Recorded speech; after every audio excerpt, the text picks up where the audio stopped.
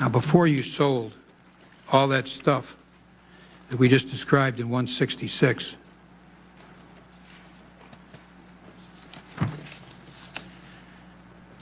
$600 million of Timberwolf securities is what you sold. Before you sold them, this is what your sales team were telling to each other. Got it? 105?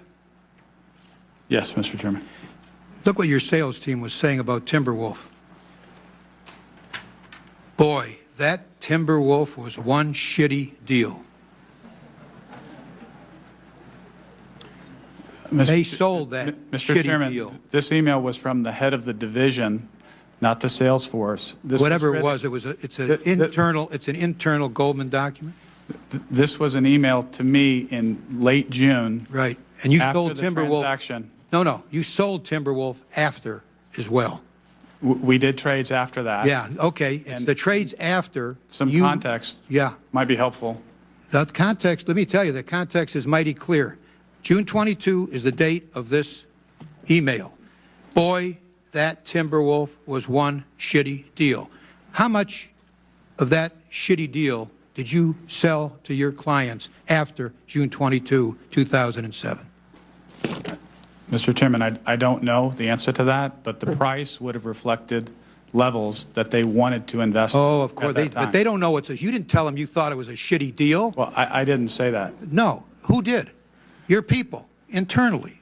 You knew it was a shitty deal, and that's what your email shows. I think the context, the message that I took from the email from Mr. Montag was that my performance on that deal wasn't good.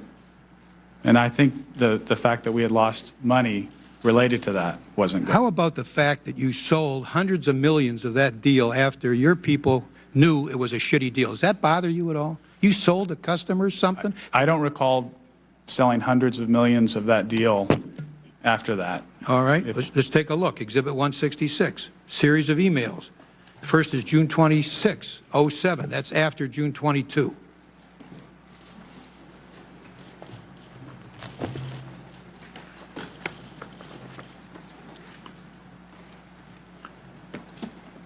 July 1, 2007, tells the sales force the top priority is Timberwolf. Your top priority to sell is that shitty deal.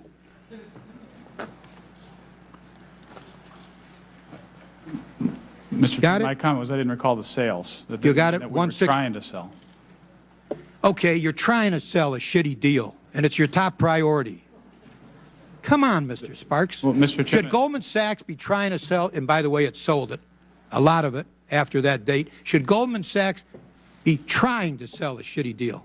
Well, can you answer that one? Can you answer that one, yes or no? There are prices in the market that people want to invest in things. I didn't use that term with respect to this deal. No, it's your sale. Well, who did use that term? Who's Tom Montag? Who's Daniel Sparks?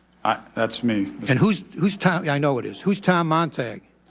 Tom Montag was the head of the division at the time. And he was telling you on June 22, boy, that Timberwolf was one shitty deal. And then you got Exhibit 166, series of emails pushing the Goldman sales force to sell Timberwolf securities.